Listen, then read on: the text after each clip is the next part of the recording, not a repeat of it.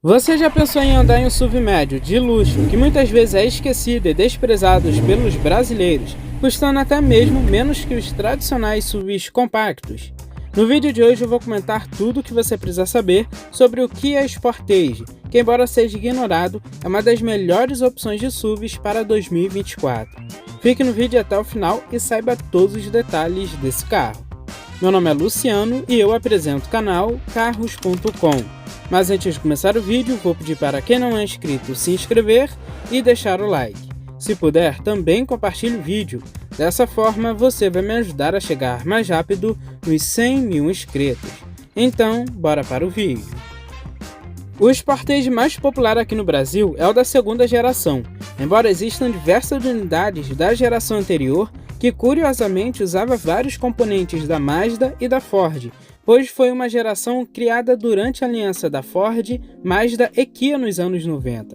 Essa primeira geração teve diversos modelos, indo do conversível de 2 portas até os modelos convencionais de 4 portas, embora eu não tenha informações se o modelo conversível foi comercializado em nosso mercado. Foi uma geração que fez certo sucesso, principalmente em outros mercados, e se destacava principalmente pela sua capacidade off-road. A segunda geração, lançada em 2006, foi a primeira a ter um número expressivo de vendas aqui no mercado brasileiro, embora não fosse um produto muito exclusivo, já que sim, é basicamente um Hyundai Tucson. Sabe aquele copia e cola do Fremont com o Journey? Foi o que basicamente aconteceu aqui, indo da mecânica 2.0 beta até o design. Embora tivesse algumas diferenças, essencialmente era o mesmo carro. Aqui no Brasil tivemos o Tucson de primeira geração, que ficou em linha até 2018, junto com o X35, que é um Tucson de segunda geração, que posteriormente saiu de linha para dar lugar ao New Tucson. Isso também aconteceu com o Sportage em outros mercados. O Sportage foi aposentado aqui no Brasil nessa geração em 2010 para dar lugar à nova geração em 2011. Mas na China, por exemplo, essa geração do Sportage ficou em linha até 2016. Em 2013, ele recebeu uma pequena reestilização, porém também se manteve o mesmo carro. A terceira geração do Sportage chegou em nosso mercado em 2011, totalmente nova, com uma nova plataforma, mecânica e tecnologias. De início, ele já se destacou perante todos os concorrentes, inclusive em relação ao X35, que era o seu primo, ficando entre os 5 mais vendidos da categoria até então. Era um carro muito bem acertado. Um dos maiores destaques dele até hoje em dia é o seu design, que foi criado pelo Peter Schweirer, e foi muito elogiado na época e até hoje em dia ganhou diversos prêmios. O mesmo aconteceu com a segunda geração dele lançada aqui no Brasil em 2017, que chegou totalmente reformulada, trouxe novos equipamentos, tecnologias. O design, mesmo lembrando a antiga geração em alguns detalhes, era totalmente novo, muito mais bonito e atemporal, tanto que até hoje em dia essa geração facilmente se passa como o modelo atual. Porém, em outros detalhes, como na mecânica, ele continuou usando a mesma da predecessora, motor 2.0 aspirado. Para a época de seu lançamento, poderia ter estreado algo um pouco mais moderno. Essa geração, mesmo tendo vendas que às vezes eram semelhantes com a anterior, não se destacou tanto na categoria como antes. Tanto que nos primeiros anos, ele vendeu 5 mil unidades por ano, enquanto o Compass vendeu mais de 60 mil unidades. Infelizmente, o Sportage já não se destacava como antes, e eu acredito que, assim como a maioria dos carros da Kia, foi com certeza por falta de marketing. Essa geração estreou com 2 versões, sendo a LX, uma versão de entrada, assim como na geração anterior, e o mesmo aconteceu com a versão EX, que era topo de linha. A diferença é que nessa geração, os catálogos das versões eram fechados, não existiam opcionais, o que fez com que a versão LX fosse bem básica, até perante alguns modelos compactos. Então, dependendo, vale muito mais a pena levar em consideração apenas a versão EX, já que itens como os airbags laterais e de cortina, o teto solar panorâmico, bancos em couro com ajuste elétrico para o motorista e a multimídia são itens exclusivos da versão EX. Quando se olha o Sportage, vemos um carro com design muito mais alemão do que coreano, assemelhando-se até com o Porsche Macan. O criador do design dessa geração, que é o Peter Schweirer, que eu já comentei anteriormente, foi o mesmo criador do design do Audi TT e do Kia Optima. Diferente da Hyundai, é um fato que aqui está fazendo designs mais bonitos e elaborados hoje em dia. Na dianteira, o Sportage tem detalhes que chamam muita atenção, principalmente a enorme grade chamada de nariz de tigre pela Kia, com acabamento que lembra uma colmeia, toda em preto brilhante e com uma moldura cromada. Outros detalhes, como a parte inferior do para-choque, que tem um acabamento em cinza acetinado, chamam a atenção. Os faróis também são lindíssimos, ficam bem nas extremidades e invadem as laterais e dão a impressão de que o carro é mais largo. Na versão LX, ele já tem um acabamento em máscara negra e possui os projetores para o alto e para o baixo, porém a iluminação é sempre halógena, podendo ser LED ou até mesmo xenon. Na versão EX, muda completamente a iluminação desse carro. Os faróis de neblina são compostos por 4 pequenos projetores de LED mais bonitos e mais eficientes. O mesmo acontece com os faróis principais, que infelizmente ainda não passam a ter uma iluminação mais tecnológica, porém a luz de posição é feita por um projetor com 3 pontos de LED, sendo um show à parte, deixa esse carro muito mais imponente e com um ar de luxuosidade. As laterais dele são bonitas, porém sem muitos vincos, e até se assemelham com a antiga geração. Um detalhe que pode não ser tão positivo é a coluna ser bem grande, diminuindo a visibilidade e podendo causar um ponto cego. A versão LX é equipada com rack de teto, que parece ser mais estético do que funcional. Além disso, tem a moldura dos vidros cromada e os retrovisores elétricos com luz de indicação. As rodas dessa versão são mais simples, são aro 17, com perfil do pneu 225/60.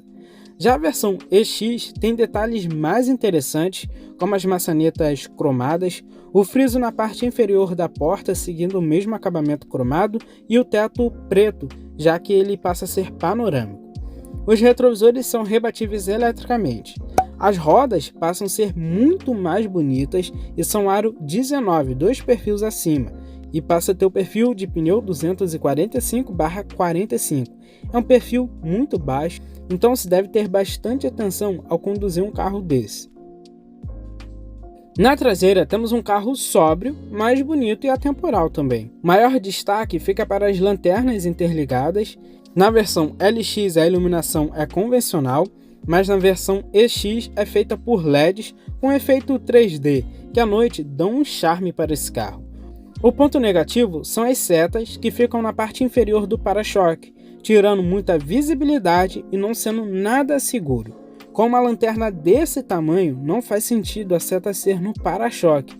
Isso é coisa bem de carro coreano. Um exemplo é o novo HB20, que adota o mesmo design. Normalmente, em um SUV, as pessoas querem mais praticidade para rodar no dia a dia, mas não é muito bem o que acontece aqui. O Sportage tem 17,5 graus de ângulo de entrada, fazendo com que na grande maioria das vezes ele raspe em lombadas ou entradas e saídas de garagens. O para-choque raspa com certa facilidade. Já a altura em relação ao solo é de 18,2 cm, o que é ok e fica na média da categoria. Mas o que importa na grande maioria das vezes é sempre o ângulo de entrada, e o ângulo de entrada desse carro aqui não é tão bom. Partindo para o seu interior, vemos um interior muito simples, mas bem feito. Não segue a mesma linha do exterior e de certa forma parece até mais datado. Alguns detalhes, como a multimídia, por exemplo, parecem ter sido adaptados. O acabamento não é muito bom. Em relação à qualidade dos materiais usados, é mediana. Não espere nada acima da média perante os concorrentes. Estamos falando de um carro bem honesto e equilibrado nesse quesito. O painel na parte superior tem um soft touch, que não é um dos melhores, e a parte inferior é toda em plástico duro. Não aparenta ser um plástico de boa qualidade. Já as portas misturam esse toque suave um pouco mais simples, com o couro. Mas o que não decepciona neste carro, com certeza, é o espaço interno. Em relação a isso, ele não deixa a desejar. Estamos falando de um excelente entre-eixos de 2,67 metros e uma largura de 1,85 metros. São dimensões muito boas e refletem em um bom espaço interno. Os passageiros na dianteira viajam com muito conforto, assim como na traseira. Atrás, 3 passageiros adultos vão sem aperto. Sobram muito espaço para as pernas, para a cabeça e lateralmente. E o túnel central, embora existente, é bem pequeno e ajuda bastante por ser assim. O porta-malas, por sua vez, tem 503 litros. É grande e atende a maioria das pessoas. Poderia sim ser maior, porém o step dele é a mesma roda, com a mesma medida de pneus que usa como rodagem. Então você sacrifica um pouco do espaço do porta-malas por algo que realmente é mais vantajoso. Então eu acredito que não seja um ponto negativo, até porque estamos falando de 503 litros, que é muito espaço. Em relação aos equipamentos, o Sportage é um carro bem equilibrado também nesse quesito, é aquele feijão com arroz. Pelo menos na versão EX, já que na versão LX ele deixa a desejar, principalmente nos primeiros anos, infelizmente. Como itens de série na versão LX, temos o volante revestido em couro com controles para o piloto automático e para o computador de bordo, que em partes é completo, porém tem 2 pontos super negativos. Primeiro, por ser em inglês, o que é chato já que estamos no Brasil.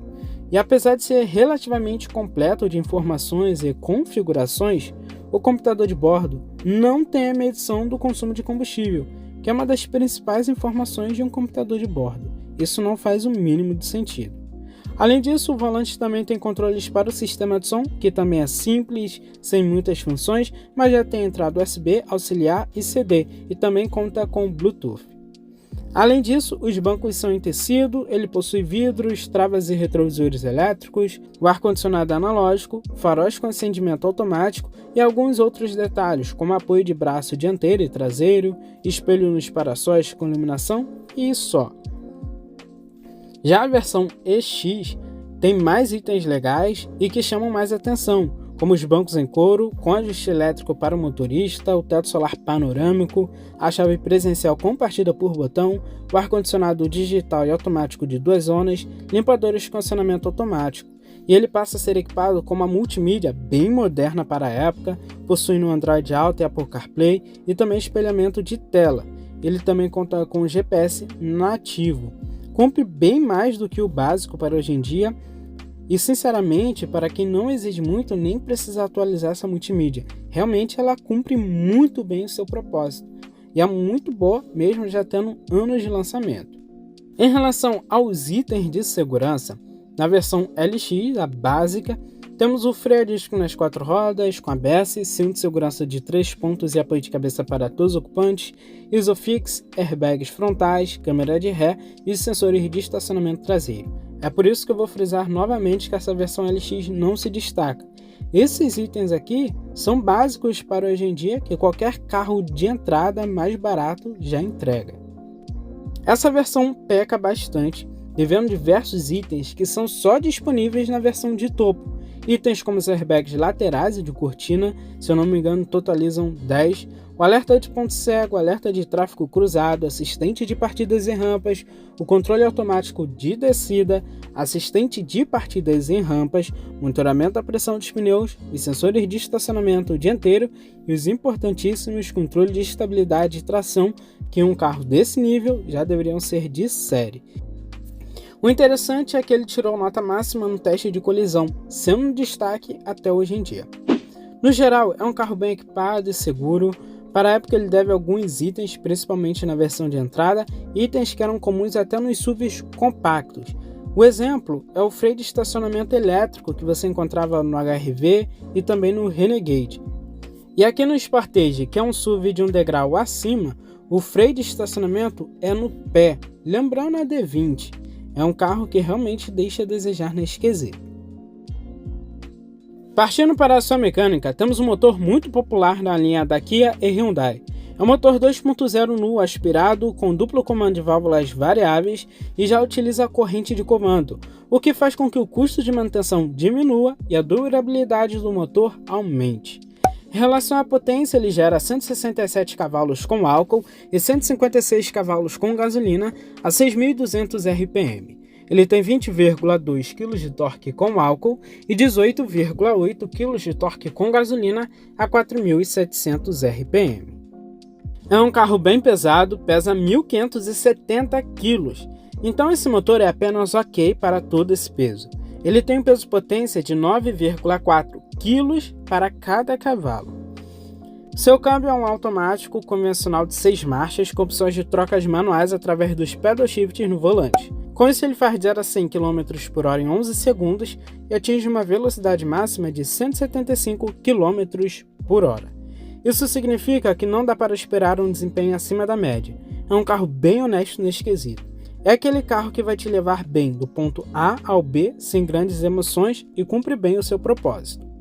No quesito consumo, este nunca foi um ponto forte em todas as gerações do Sportage, porém particularmente eu acho que fica na média para um SUV médio.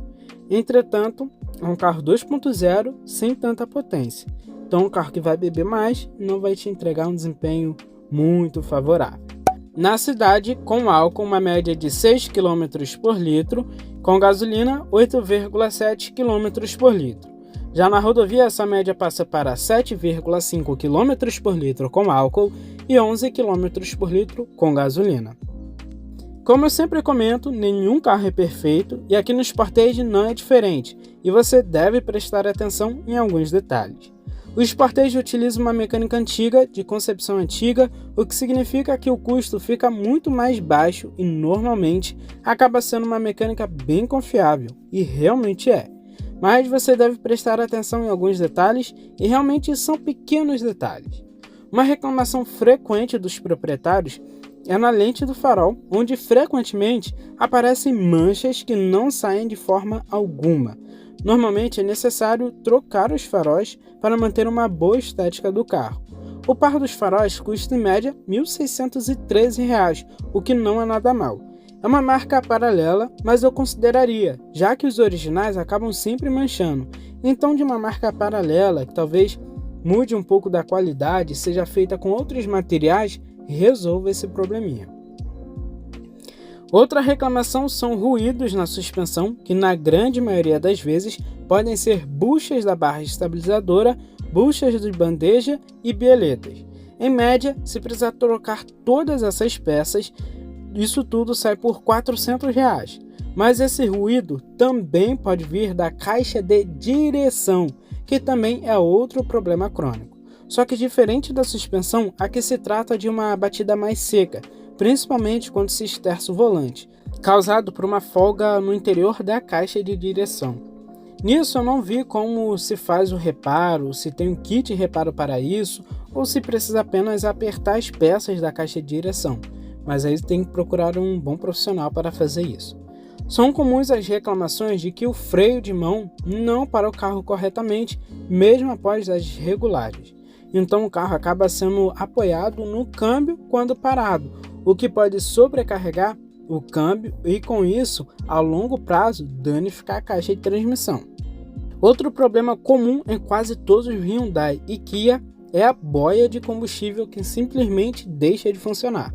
O bom é que essa boia não é tão cara, custa em média R$ 150. Em relação ao seguro, isso vai variar muito para cada pessoa, para cada perfil.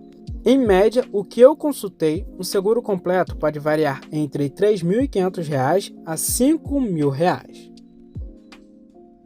Um Kia Sportage do ano de 2017 custa em média entre R$ 95.000 na versão de entrada e pode chegar aos R$ 120.000 na versão de topo. Mas se garimpar bem e depender da quilometragem e outros fatores, você encontra a versão EX abaixo dos R$ 110.000. Considerando que é um SUV médio, este preço é bem convidativo. Mas será que vale a pena comprá-lo? O Sportage talvez seja um dos SUVs médios mais tradicionais do nosso mercado, pelo menos desde a década passada. É um carro extremamente confiável, com baixo custo de manutenção. A revenda não é uma das melhores, mas também não chega a ser ruim. Isso significa que você tem um carro muito honesto, bem equilibrado para a categoria e que não deixa a desejar se você quer um SUV racional, aquele feijão com arroz muito bem feito. Minha recomendação é ir direto para a versão EX, que com certeza, sendo mesmo um pouco mais cara, vai agradar muito mais. Infelizmente, a versão de entrada dessa geração veio devendo muitos equipamentos e, ao meu ver, não vale muito a pena, o custo-benefício dela deixa a desejar, já que se você pegar essa mesma faixa de preço, dá para comprar carros mais completos. Já partindo para a versão EX, que é a topo de linha, acaba sendo um carro mais completo e aí sim agrada bastante. E este foi o vídeo de hoje. Deixe nos comentários se você compraria o Kia Sportage ou levaria outro concorrente nesta mesma faixa de preço. Forte abraço, valeu e fui!